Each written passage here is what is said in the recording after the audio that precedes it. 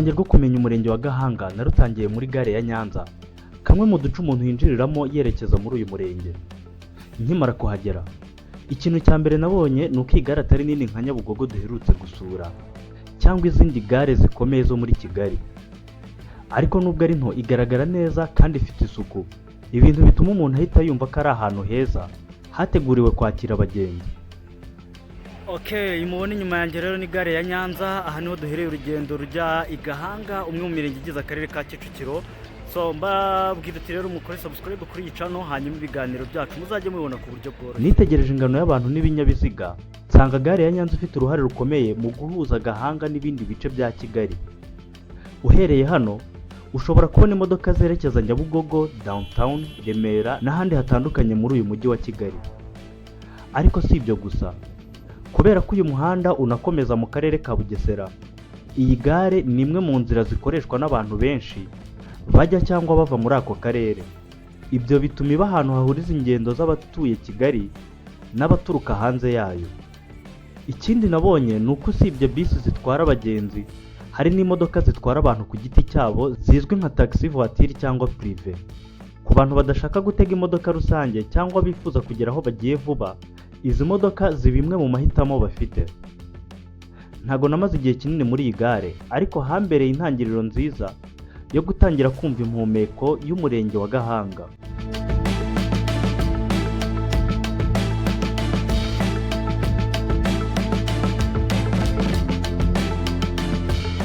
Maze kuva kuri gare ya Nyanza, nafashe moto nkomeza urugendo rwanjye ngana ku isoko rya Gahanga. Mu nzira ngenda nitegerezaga ubuzima bwo ku muhanda, inyubako zitandukanye n'abaturage bakomezaga ibikorwa byabo bya buri munsi. Moto yangejeje ku isoko, ariko nkiri mu nzira hari ikintu namenye. Numvaga abantu benshi babwira abamotari bati ngeza ku isoko. Icyo gihe nahise menya yuko ijambo ku isoko hano ritavuga gusa mu isoko nyirizina, ahubwo ryabaye n'izina ry'ako gace, mbega ni aderese y'aha hantu, ku buryo iyo umuntu avuze ngo ku isoko, abantu bahita bamenya aho ashaka kujya.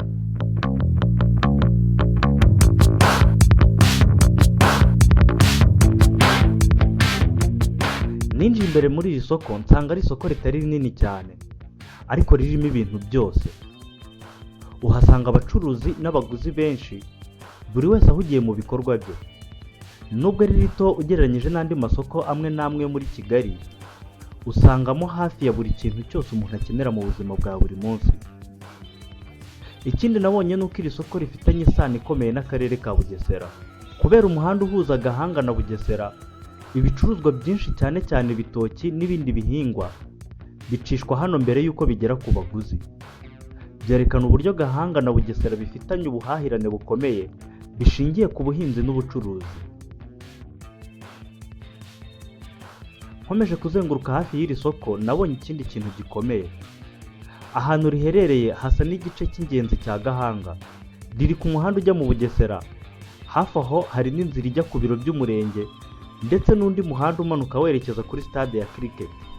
Ikigo nderabuzima cya Gahanga nacyo kiri hafi y'aha, ku buryo usanga ibikorwa byinshi by'ingenzi byo muri uyu murenge bihurira muri aka gace kamwe.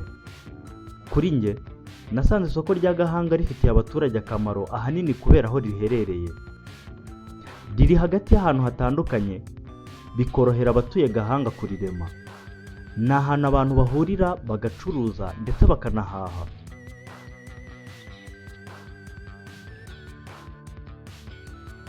Maze kuva ku isoko rya Gahanga, nakomeje urugendo rwanjye nerekeza kuri stade ya cricket.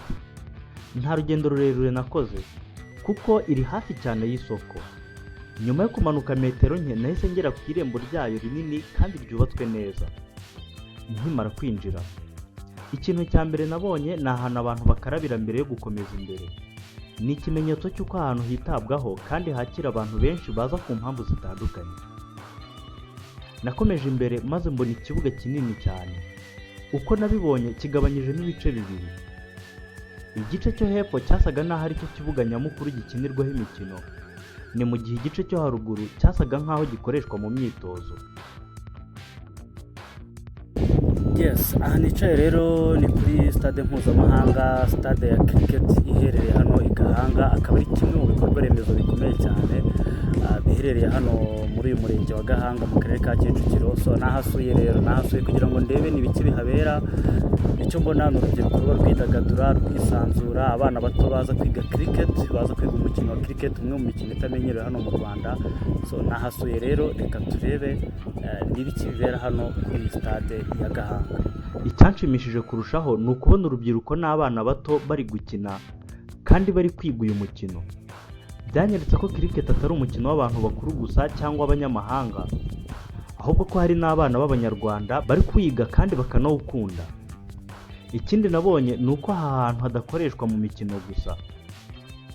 Nasanze hari n'igice cyakira abantu, bigaragara ko abantu baza kuhafatira akaruhuko, gutembera cyangwa kuhasohokera cyane cyane mu mpera z'icyumweru. Ikindi cyiza nahabonye ni uko hahora hafunguye, ku buryo abana nabo baba bafite umwanya wo kuhakinira no kwidagadura. Kuri njye, gusura stade ya cricket i Gahanga byanyeretse ko Gahanga atari umurenge w'ubucuruzi n'imiturire gusa. Ni hamwe mu hantu siporo ikomeje gushinga imizi, igafasha urubyiruko kwiga, kwidagadura no guteza imbere impano zabo.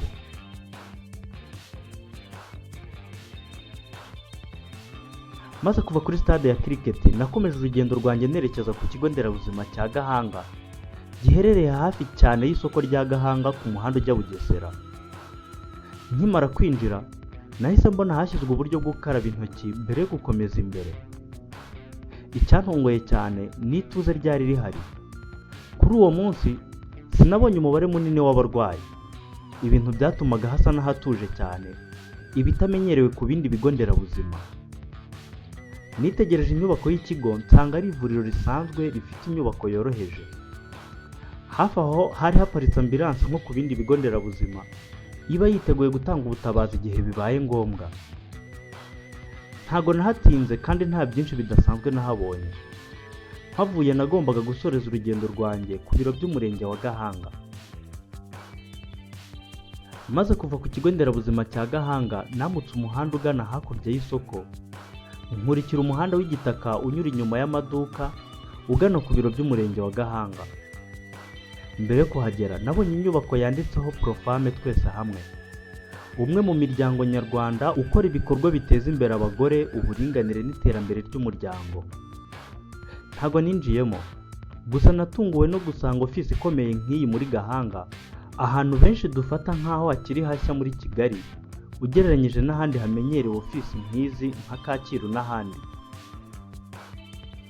Narakomeje gato hirya y'iyi nyubako, niho nasanze ibiro by'umurenge wa Gahanga. Nkihagera, nahise mbona inyubako nziza ya etaje, igaragara nk'iyubatswe mu buryo bugezweho kandi isa nk'aho ikiri nshya.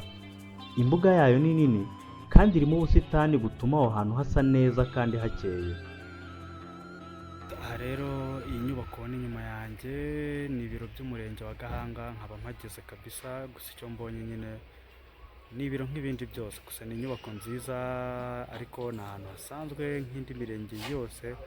Buri mirenge yose yaba iyo mu cyaro cyangwa mu mujyi aba ari imwe, ko ni ahantu hose hasanzwe abantu baza kwakira serivisi zitandukanye za buri munsi. So nguwo rero umurenge wa Gahanga, ngiyo ni inyubako nuko wubatse. Reka dukomeze tugende rero dutembera tureba uko hose hameze.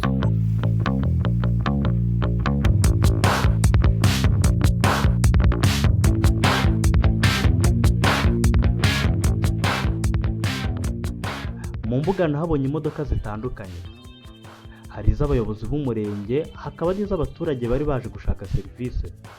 Nubwo urebeye inyuma wabonaga hasa nk'ahatuje, ibikorwa byo gukorera abaturage byari bikomeje nk'ibisanzwe.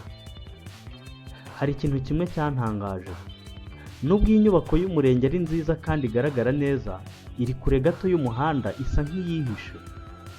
Ku muntu utahazi, biragoye cyane guhita amenya aho ibiro by'umurenge biherereye, bitandukanye n'ibindi bikorwa twagiye dusura muri uyu murenge, ubona ko byo biri hafi y'umuhanda. Ariko iyo uhageze, usanga ari ahantu hateguwe neza kandi hatanga isura nziza y'ubuyobozi bw'inzego z'ibanze. Aha niho nasoreje urugendo rwanjye rwo kumenya byinshi ku murenge wa Gahanga.